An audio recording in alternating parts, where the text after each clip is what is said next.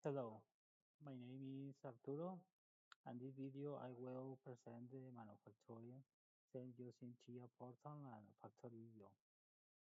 First, we can see a physical manufacturing cell and different stations used to the process. The system uses sensors to detect pieces and architectures to control their movement through the cell. The control logic is programmed in TIA Portal, where PLC processing the input and output signals.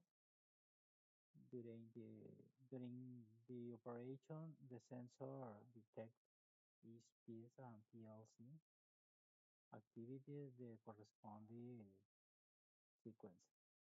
You will monitor the process and verify the status and the manufacturing cell operation. This communication between PLC and simulation allows the test and supervise the automatic process. Finally, I can see system operation. And this is all traders. And thank you for watching this video.